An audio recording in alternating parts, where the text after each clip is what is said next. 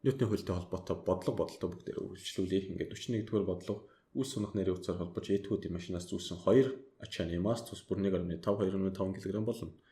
Анх газраас 125 м өдөрт байсан уг системийг чөлөөтэй орхих юм бол их масстай ачаа газарт хүрэх хүртэл ямар хугацаа өнгөрөх вэ гэж асуусан байна. За тэгвэл хугацааг асууж байгаа учраас түүний хурдтгалыг нь олын хөдөлгөөнийх нь тэгэхээр тулд үйлчилж байгаа хүч бүрийг нь энэ элемент тус бүр дээр бүгдээрээ бичицгээе.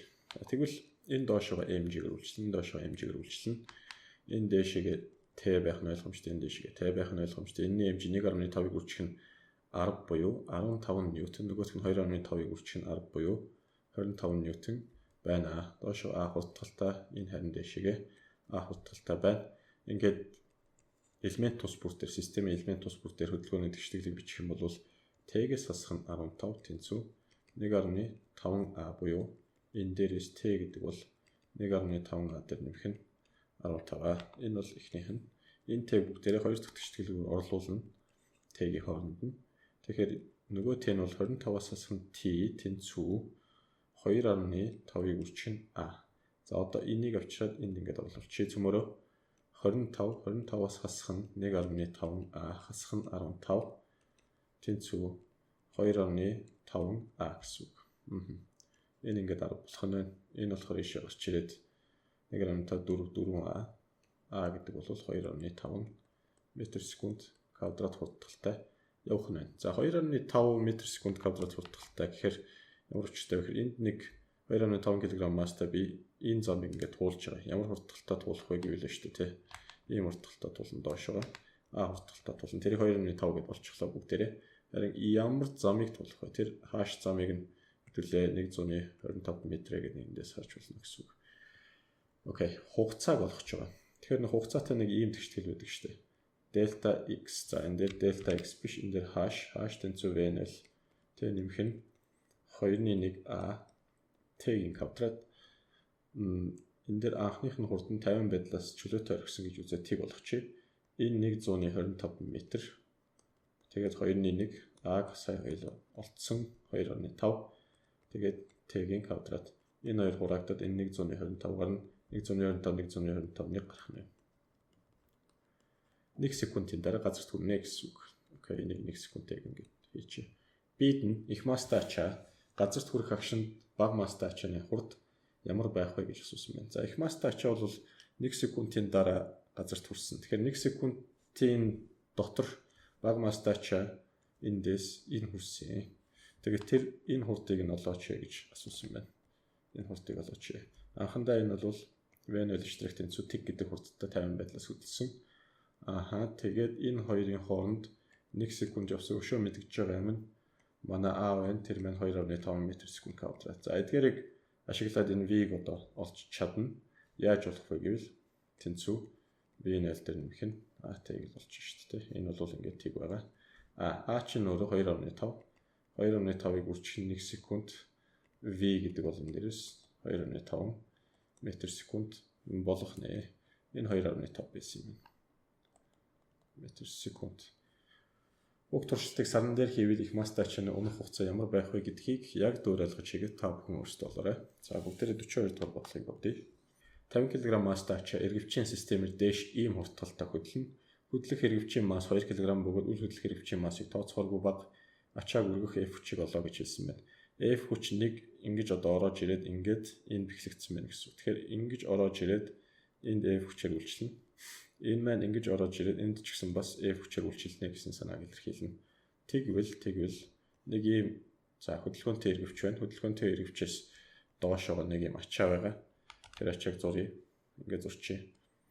Тэгээд дээшээгээ юу байгаа юм бэ? Дээшээгээ бол хэдүүлээд ийм байгаа. Нэг ийм хүч байгаа, нэг ийм бас хүч байгаа.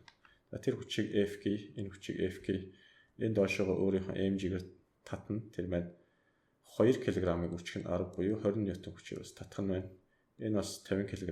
50-ыг үржих нь 10 буюу 500 ньютон хүчээр доошоо чангаах нь нийтдээ 520 ньютон чангааж байгаа юм байна гэд ойлгочих. Гэтэл энэ систем маань бол их дээшээгээ байна шүү дээ. 2 м/сек квадрат хурдталтай явж байгаа юм байна. За ингээд үзчихье. Тэгвэл энд хэдүүлээ хөдөлгөөний одоо Ньютоны 2 дугаар хуулийн тэгшлэглээ бичиж. Дүнгийн хүч нь m-ийг үржих нь a-та тэнцэж явах хэвээр. Дөнгөж дээшээгээ 2F байна. Доошоогоо 500 байна. Бас 20 байна. Ингээд 50 дээр 2-ыг нэмэх юм бол 52 болно. 52А л гэсэн үг.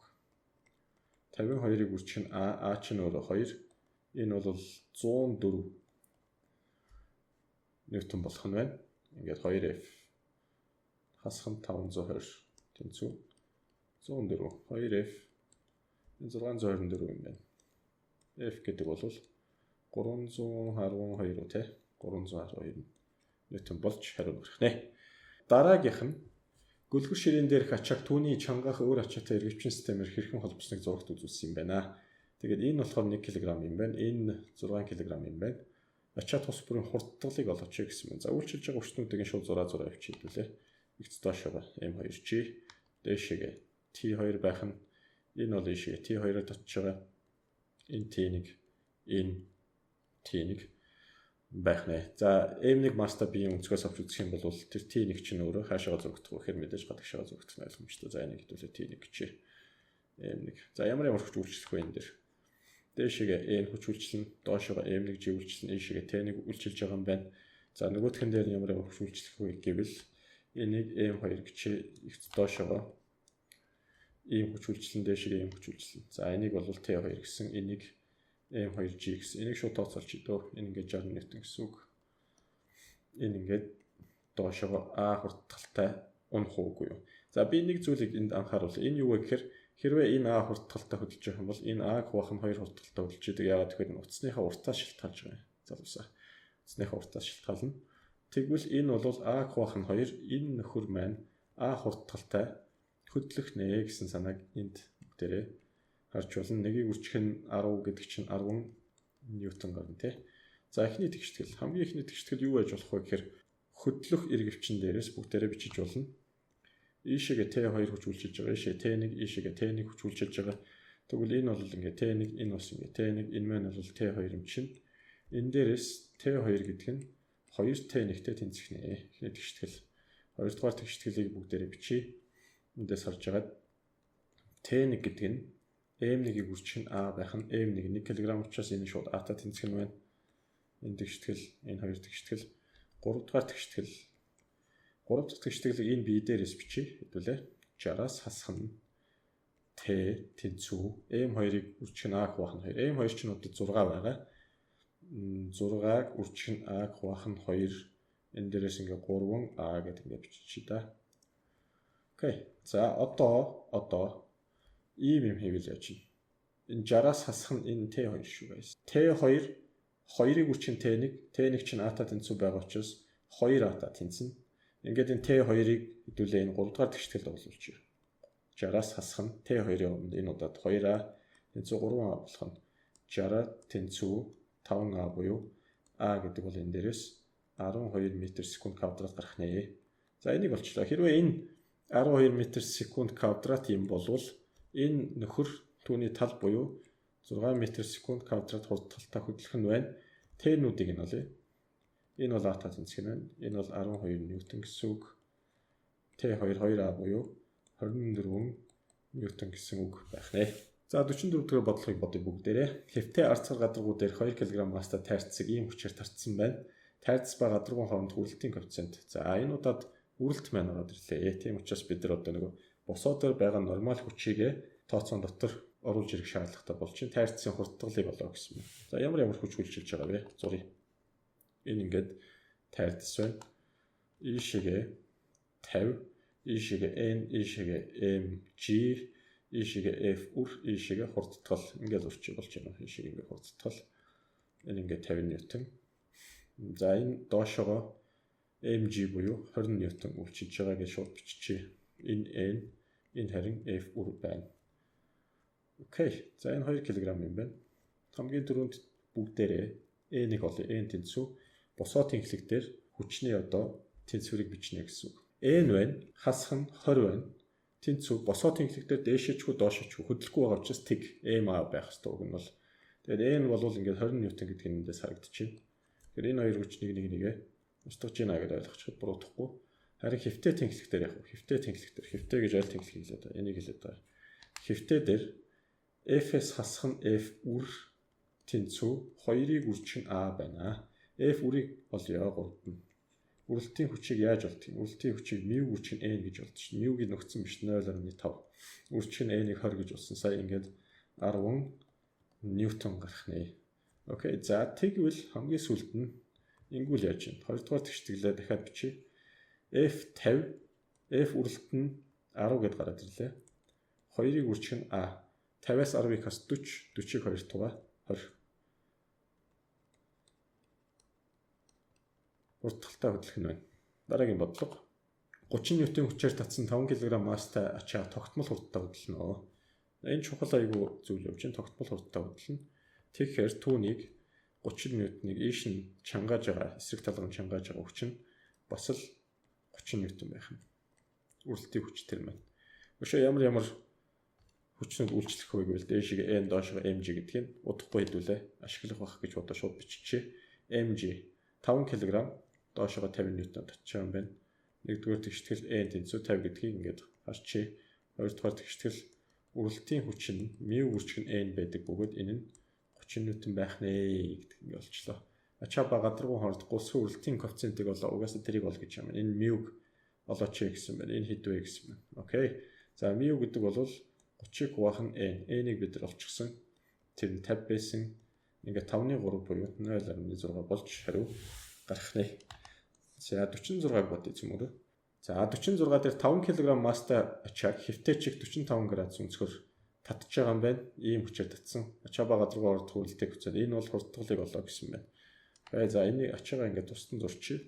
Түүнд нэг хүч үйлчилж байгаа. Тэр нь ийм ташуу юм байна. 45 градус. За энийг шууд 2 задлчих шууд. Байгуулагчд нь ингээд задлчих. Энд ингээд 45 градус байгаа. Энэ өөрөө 20 язгуудаар 2 ньютон юм байна. Энэ юу болох вэ гэвэл 20 язгуудаар 2-ыг үржих нь cos 45 буюу тэр нь язгуудаар 2-ыг бох нь 2 байдаг. Ингээд энэ 3-1-1-ийг устгаад 20 ньютон. Дээшгээ бас 20 ньютон байна. Ягаад гэвэл синус 45 бас ижилхэн байдаг косинус 45-тай. Өшөө өөр ямар хүч вэ? Өөр n байна. Доошоо mg байна. Ийшээ f үрэлт байна. Ингээд 5 кг юм байна гэд ингээд тавьчих. Окей. За тэгвэл бэштэй. Энэ доошоо 50 ньютон хүчээр татна. Энэ f үр байгаа.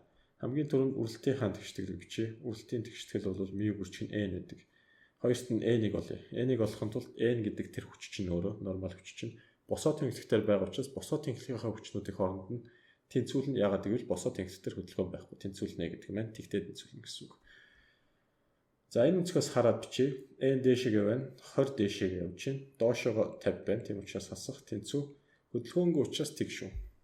Босоо тэнхлэгтэр хөдөлгөхгүй. Зөвхөн хөвтөө дээр ингээд наашаа ингээд чирэгдэж явж байгаа гэсэн үг. Окей, энэ дээрээс ингээд харах юм бол n нь яг үнэндээ 30 ньютон байх нь. За дийлэнх тохиолдолд хүмүүс яагаад алддаг вэ гэхээр сурагчид бол энийг шууд 50-аар ингээд авах хандлагатай байгаад байдаг. Гэтэл бол тийм биш юм байна. 30 байна. За μ энэ дээр тэг 125 энийг 30-аар үржүүлнэ.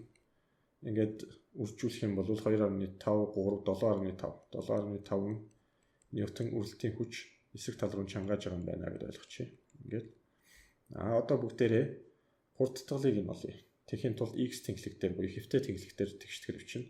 Хэвтэй тэнхлэг дээр ямар хүч байгаа вэ гэхээр 20 гэдэг хүч байна. Түүнийг чангааж байгаа 7.5 байна. Энэ хоёрын нийлбэр нь 5-ыг үржих нь a байх нь ойлгомжтой. Ингээд 20-с 7.5 12.5 2.5 метр секунд квадрат хурдтай хөдөлж байжээ.